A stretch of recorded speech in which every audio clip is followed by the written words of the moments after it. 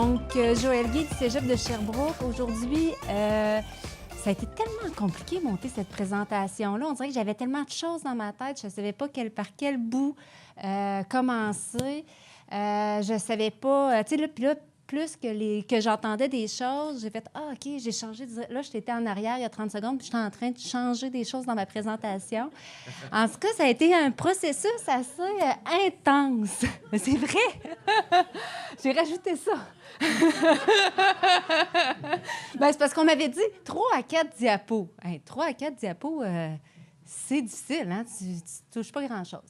Donc, en fait, aujourd'hui, je vais vous parler d'un exemple de mon programme. Je ne savais pas par quel... En fait, c'est pour ça que ça a été dur, parce que je parle de mon programme. Dans les dernières fois que j'ai parlé, je parlais des autres. On dirait que j'ai plus de gêne à parler de moi, de ce que j'ai fait, de mon programme.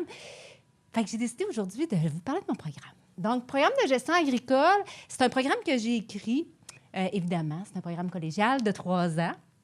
Puis, en vous écoutant dans les 2 derniers jours, j'ai réalisé, écoute, j'ai dit, de l'entrepreneuriat, tu sais, on dit, il n'y a pas beaucoup d'entrepreneuriat au collégial. Moi, dans mon programme, là, il y en a vraiment beaucoup. Il y en a tout le temps, sur toute la route, de la première journée jusqu'à la dernière journée, on est en entrepreneuriat. La première année, écoute, tu sais, on a le cours fonction de travail. Nous autres, ça s'appelle l'agriculture et ses métiers. Des entrepreneurs, il y en a plein qui viennent nous visiter. On va régulièrement voir des entreprises. Puis les premières années, on fait des petits stages aussi en entreprise.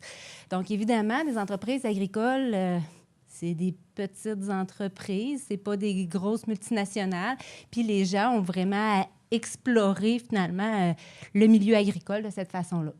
Deuxième année, je vais vous en reparler un peu plus parce que c'est comme le cœur de mon sujet, les projets entrepreneuriaux. Puis la dernière année, bien, on finit avec vraiment les plans d'affaires où les étudiants travaillent sur leurs projets d'affaires, un petit peu comme on voit dans plusieurs programmes. Fait que, passez à l'autre page. Non, pas ça. OK. Bon, je vois plus Yvon. C'est pas grave.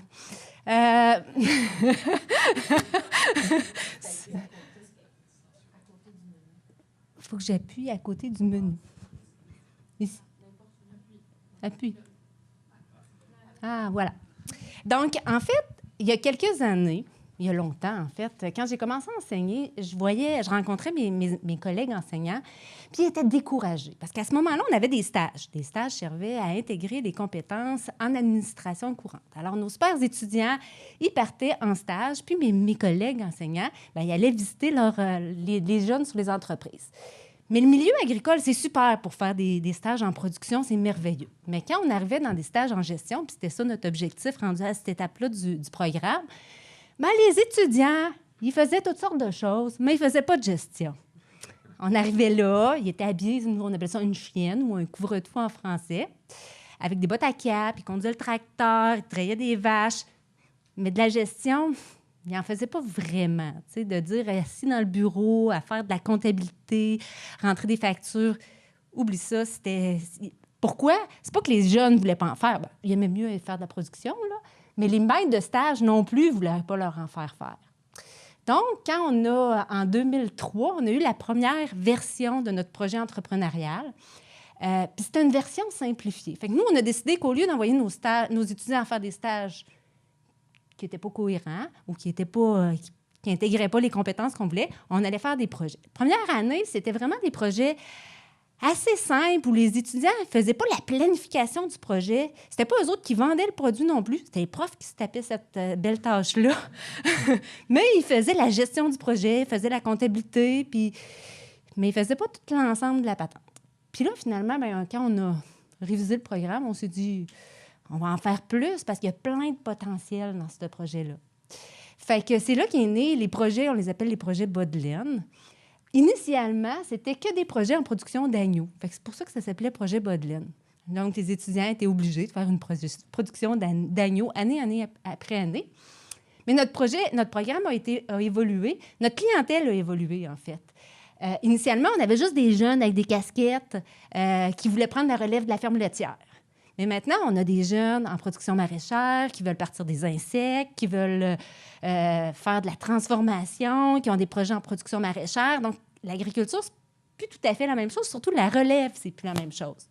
Fait que ça nous a amené, à un moment donné, en fait, ça a amené le prof à se dire, ben là, on n'est pas obligé de faire juste de la production laitière, on peut faire autre chose. On parlait des filles entrepreneurs. Ben, c'est les filles qui ont amené ça. À un moment donné, ils m'ont dit, ben, on veut pas refaire de l'agneau. Nous autres, on veut faire d'autres choses. Ah, OK. Tant que ça respecte les compétences du cours, moi, j'ai pas de problème. Mais on va s'assurer que c'est rentable, parce que là, moi, je ne veux pas perdre d'argent. On va s'assurer que, dans le fond, ça respecte les compétences puis que ça rentre aussi dans une session. Les projets, comment ça fonctionne? En fait, les projets... Ah, je ne suis pas capable.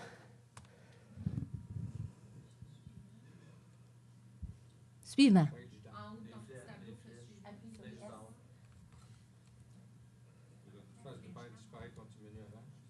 Ah!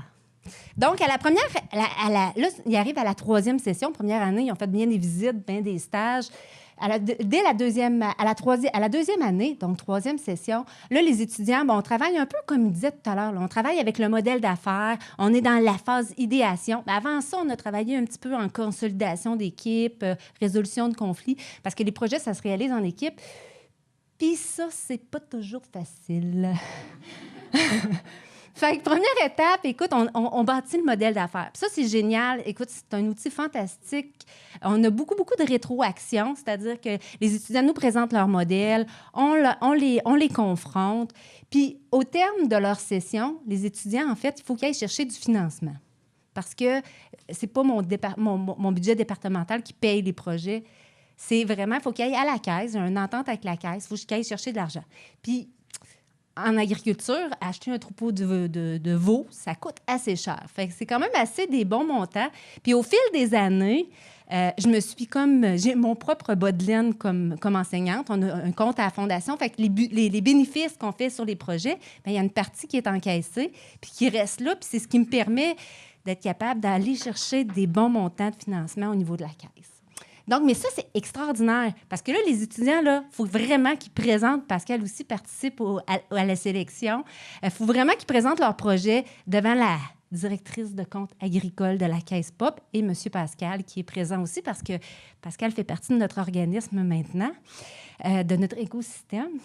Alors, les étudiants doivent vraiment... Fait que là, c'est le stress total, là. C'est vrai, là. On n'est pas dans le fictif, là. C'est pas un projet qu'on monte puis rien. Là, c'est vraiment une dame de la caisse avec M. Pascal.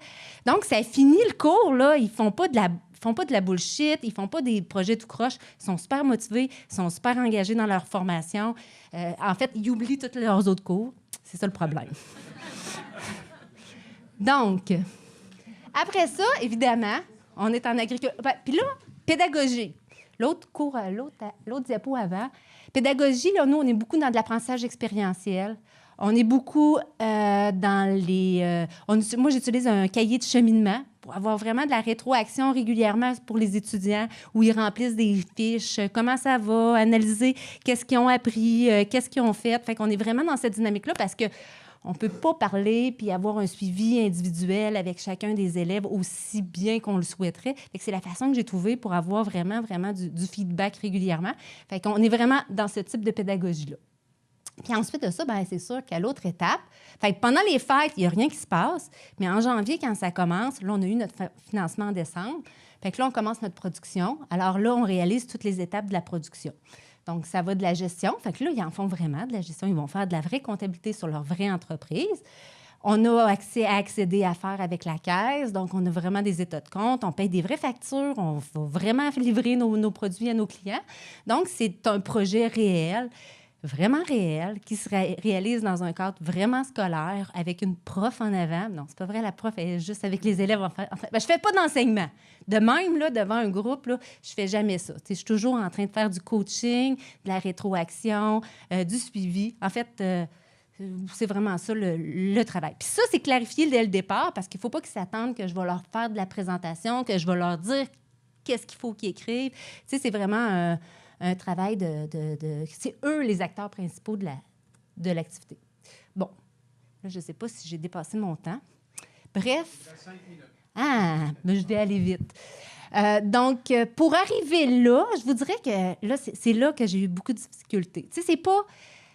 bâtir un projet comme ça, c'est fantastique, mais pour une enseignante, c'est hyper exigeant. Moi, je suis en agriculture. Ce projet-là peut être fait dans n'importe quel programme. Les compétences que je touchais, c'est pas l'entrepreneuriat. Les compétences que je visais à intégrer, c'était communication en milieu de travail, c'était gestion courante d'une entreprise, c'était mise en marché. Donc, ce n'est pas des compétences spécifiques, mais le contexte nous permet d'intégrer ces compétences-là. Mais le réaliser en agriculture, c'est un peu difficile à cause des règlements, à cause toujours des nouvelles normes, à cause de la clientèle qui change, à cause des enjeux qu'une grève, à un moment donné, écoute, tu ne veux pas faire une production pendant ce temps-là, ça ne va pas bien. Les désirs des clients changent. Donc, moi, ça évolue beaucoup. Cette année, je vais avoir ma première production d'insectes. On va produire des grillons. Les clients changent. Là, tu vois, on est en train d'aller chercher notre certification biologique. Les normes changent, des permis de vente au détail, des permis de tout acabit. Puis aussi, les opportunités changent. L'année dernière, on a commencé le commerce en ligne. Donc, ça, c'était merveilleux. Donc, c'est toutes des choses qui ont évolué au fil du temps. Puis la technologie change aussi. Puis dans nos installations, des fois, on n'a pas le choix parce que les règles changent qui nous obligent à avoir de la technologie qui vient avec. Mais en tout cas, ça, c'est peut-être plus spécifique à l'agricole, mais c'est un défi qu'il faut comprendre que quand on se lance comme enseignante dans un processus comme ça, c'est beaucoup plus compliqué que de donner un cours régulier avec magistral devant une classe. Donc, enfin,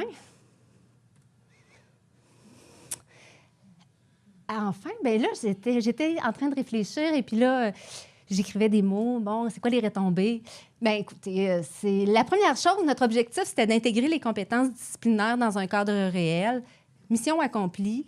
Mais le projet, il change. Il est toujours en amélioration. Il n'est pas encore parfait. J'ai encore des défis. Au niveau de l'évaluation, c'est toujours des questionnements. Mais écoutez, les retombées pour les étudiants, c'est énorme. Persévérance scolaire, l'année passée, j'ai des étudiants qui ont lâché tous leurs cours parce qu'il y avait un projet d'acheter un casse-croûte. Ouais, finalement, ils ont dit non, on va garder le cours projet de micro-entreprise 2. Je dis bon, ben, let's go, restez là. Fait qu'ils venaient juste à mon cours. Mais le mois dernier, ils m'appellent. Moi, finalement, on revient. Je dis, mais s'il n'avait pas continué le projet de micro-entreprise 2, je ne pense pas qu'il serait revenu. Il aurait passé à autre chose. Dépassement de soi, c'est sûr que j'ai des étudiants qui vont faire des projets de recherche. Ça dépasse souvent le cadre juste de ce que je leur demande. L'année passée, j'avais des étudiants qui faisaient des lapins. Dans le lapin, eux autres, ils ne voulaient pas faire des lapins dans des cages, ils voulaient faire des lapins en semi-liberté. Il n'existe pas rien sur la production de lapins. Fait qu'ils se sont mis à faire une association avec la Fédération des éleveurs de volailles, faire un rapport de recherche. Voilà. Ça finit pas. De la débrouillardise, de l'autonomie, de la créativité, des relations humaines. Donc, ce que ça donne, vous le savez, vous aimez ça, l'entrepreneuriat, bien, tout ce que ça apporte l'entrepreneuriat, bien, ça l'apporte à mes étudiants, mais dans un contexte scolaire. Et voilà, j'ai fini. Bravo. Des questions? Très belle.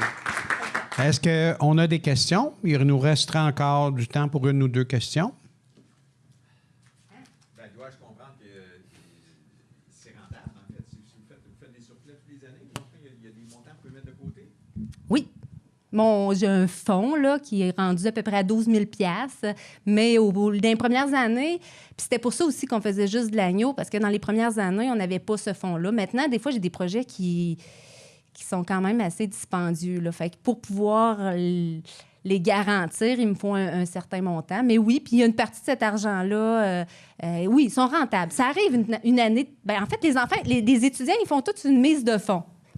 Fait qu'ils doivent faire une mise de fonds qui est de 50 $ par étudiant. Donc, c'est pas énorme, ils ne sont pas cassés avec ça. Fait que le montage financier, c'est ça. Fait qu'il y a 50 $ chacun, plus le montant qui vient de la caisse. Puis, au terme du projet, ils récupèrent leur mise de fonds. Par contre, s'ils ont des pertes, c'est le seul montant qu'ils peuvent perdre, c'est 50 $-là. Le reste, s'il y a des pertes, bien, ça va être moi qui vais l'assumer avec mon compte mon bas de laine, finalement. Fait qu'ils sont en mesure de rembourser la caisse? Oui. Oui. C'est arrivé, c'est arrivé que j'ai eu des pertes, mais c'est très, très rare dans l'histoire de mon projet. Les premières pertes, je pense que je les ai eues il y a 2 ans avec toi, hein? L'année dernière. Fait que, mais avant ça, je n'avais jamais eu. Puis mes budgets, puis ils contrôlent leur budget, puis non, c'est... Oui? Je le trouve mignon, ton petit cochon. Oui, hein? Avez-vous mis en vente? Non.